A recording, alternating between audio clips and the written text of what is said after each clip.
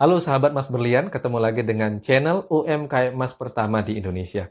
Sebelum lanjut ke materi ini, tonton dulu video kita yang satu dan 2 ya, part 1 dan part 2, baru nonton materi ini, oke? Nah, materi ini memang cukup nyentrik, tapi saya punya bukti autentiknya mengenai kenapa saya harus menulis emas tidak mempertahankan harta, teman-teman. Pada tahun 1970, 73 gram emas senilai satu motor. Bagaimana tahun 2020, 73 gram emas senilai 3 motor, alias 58.800.000 rupiah. Sudah banyak, betul?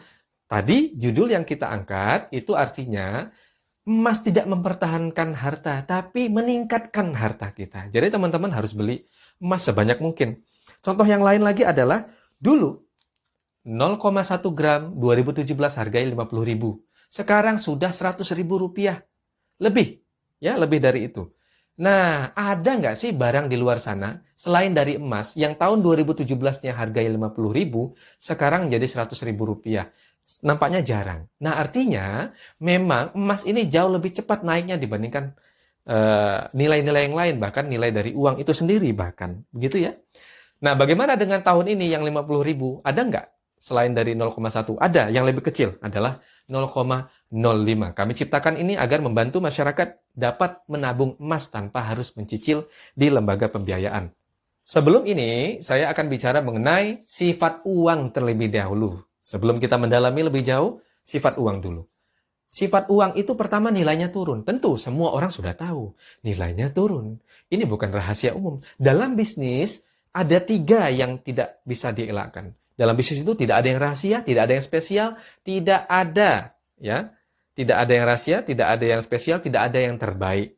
Itu ya, dalam bisnis seperti itu. Prinsipnya demikian. Karena kita bicara tentang bagaimana menjadi toko emas nantinya, sebelum itu saya ingin edukasi teman-teman agar kemudian menyadari betul bahwa emas ini tidak hanya harus dijadikan uang, tapi juga harus dijadikan emas kembali, kemudian emasnya meningkat.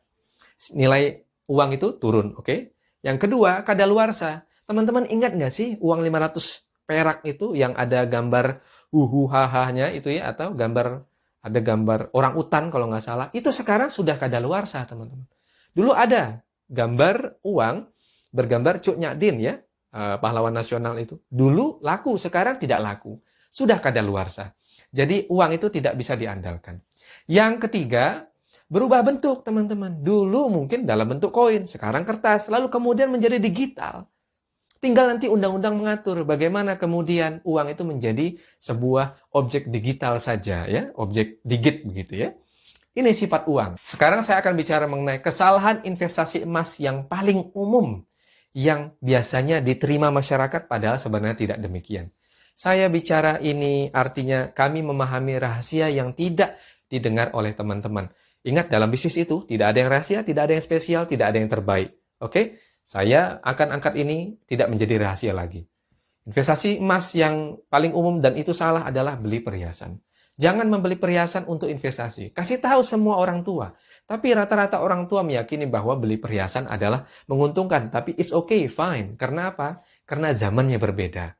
Kita menghadapi sesuatu yang berbeda, teman-teman. Ya, itu yang pertama. Yang kedua, bagaimana? Beli dengan hutang. Ini jadi persoalan. Sekarang tidak perlu lagi membeli emas dengan yang mengutang kecil-kecil. Tidak perlu. Sekarang ada namanya emas mini diciptakan pertama kali di dunia. Kami adalah pionir membuat emas yang terkecil. Kemudian masyarakat bisa beli kecil-kecil. Nanti kalau sudah cukup, beratnya sama misalnya 0,1, dibeli 10 kali menjadi 1 gram. Tinggal tukar aja menjadi 1 gram antam. Tinggal tukar saja, tidak perlu ada biaya apapun.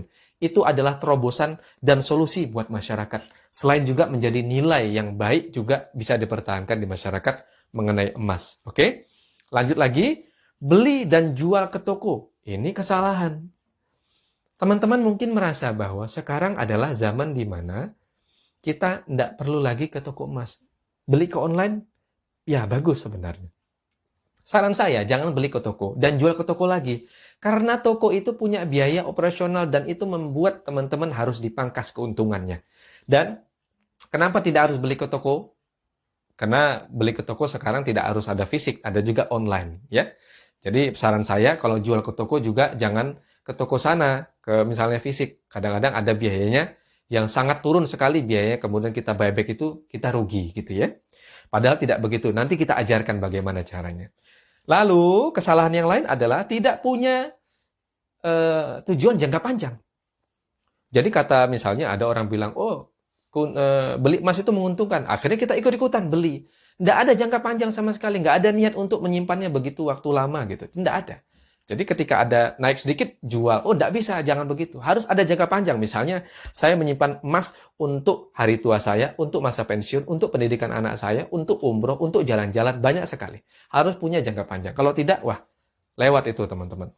Tidak punya jangka panjang, menjual emas sebelum 1 tahun. Nah, saran saya, karena kepemilikan emas adalah untuk seumur hidup, ketika kita punya emas, lalu kita mau jual, belum menguntungkan. Kita lihat kok harganya, buybacknya kayak masih jauh dari harga beli saya ya. Ya udah, jadi digadai saja. Jangan dijual, digadai. Ya, nanti kenapa digadai? Karena bunganya ya untuk mencicil itu lebih kecil dibandingkan kenaikan harga emasnya. Jadi lebih baik digadai. Jangan dijual, oke? Kalau itu tidak menguntungkan untuk dijual, digadai saja. Lalu yang terakhir adalah beli emas untuk uang. Ini dia yang terakhir yang ingin saya angkat ke teman-teman. Bahwa beli emas adalah untuk emas. Saya akan jelaskan nanti kenapa menjadi untuk emas ya teman-teman. Tadi saya bilang membeli emas bukan untuk uang. Adapun teman-teman yang memang membeli emas untuk dipertahankan saja untuk jangka panjang, silahkan. Tapi saya ingin membuka pikiran buat teman-teman yang memang menyimpan emas dan ingin produktif emasnya dan meningkat. Oke? Di sini kita lihat, ini kasus di kita. Saya dulu begini, 2008, 1 gram saat itu harganya 250.000 per gram. Oke? Saat itu emas kami, modal kita 2,5 kilogram. Dalam 1 tahun, kami jual belikan itu emas. Ketika ada penjualan, ada margin, kami belikan lagi jadi emas. Ada margin, sebagian kami belikan jadi emas. Jadi setiap ada margin, ya, modalnya kami belikan emas yang baru, lalu ada marginnya, keuntungannya, setengahnya kami belikan emas lagi tambahan. Begitu terus. Sepanjang tahun 2008. Oke? Kami nggak pikirkan kenaikan harga ini. Ini bukan persoalan toko emas nggak pikirkan. Bahkan ketika tahun 2013 emas jatuh sekalipun, sangat jatuh, tak ada toko emas yang bangkrut. Ketika Krismon, tidak ada toko emas yang bangkrut. Ketika harga emas naik, jatuh banget, itu tidak ada yang bangkrut. Kenapa? Tujuan mereka bukan uang. Tujuan mereka adalah kenaikan volume emasnya. Kenapa kok bisa naik? Nih contoh. Ketika tahun 2009 awal, kita hitung emas kita. Berapa ya emasnya ya? Nah, di situ ketika kita hitung berat emasnya, ternyata emas kita bertambah 4,8 kg. Kenapa bertambah? Karena setiap ada margin kita belikan emas yang baru lagi. Ini. Jadi keuntungannya menjadi pedagang emas, nggak harus toko emas ya. Karena saya akan kasih tahu bagaimana cara membuat toko emas tanpa harus punya toko. Nggak perlu itu. Cukup online saja Anda bisa mulai. Nanti kita akan kasih tahu di video berikutnya ya teman-teman. Maka jangan lupa di-subscribe ya. Jangan lupa subscribe nih, di follow, subscribe, ketik loncengnya, lain sebagainya. Pencet aja loncengnya, dan kalau mau di komen silahkan. Ini kita lihat di sini, semakin banyak volumenya. Nah, keuntungannya bagaimana kalau menjadi pedagang itu? Volume emas kita naik, gitu ya. Dihitungnya tapi setiap tahun ya. Dan plus dapat margin, ada duit, ada selisih, keuntungan. Plus syukur-syukur saat itu tahun 2008 ke tahun 2009, dulu waktu kita beli 2,5 gram, 2,5 kilogram emas itu per gramnya segini, 250.000. Sekarang 4,8 kilogram per gramnya 320.000. Plus untungnya ini. Tapi walaupun misalnya 2008 sekian, kemudian 2009 itu menjadi 220 misalnya, malah turun, ini tetap naik. Itu rahasianya. Nanti kita akan kasih tahu lebih lanjut mengenai itu.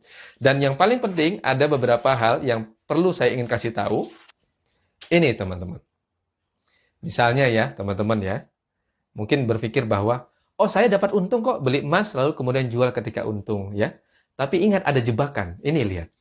Contohnya misalnya, saya nggak perlu bilang 10 tahun beli emasnya, enggak. 1 tahun aja lah, di tahun 2020. Januari 1 gram belinya harganya segini teman-teman, 781.000. Ketika Maret, mungkin teman-teman merasa untung ketika dijual di buyback 783.000. Nah, untungnya berapa? 2.000. Lumayan untungnya ada 2.000. Tapi ingat ya di poin ini sekarang. Teman-teman beli di Januari, kemudian dijual di Maret. Untung 2.000 mungkin.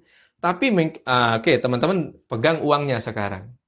Lalu kalau diminta untuk beli 1 gram lagi di hari yang sama, di detik yang sama, bisa nggak? Nggak bisa. Nggak bisa, itu jebakan. Jangan lupa untuk menemukan jawabannya, kenapa ini menjadi jebakan, ikuti kita terus untuk di video berikutnya. Terima kasih buat teman-teman.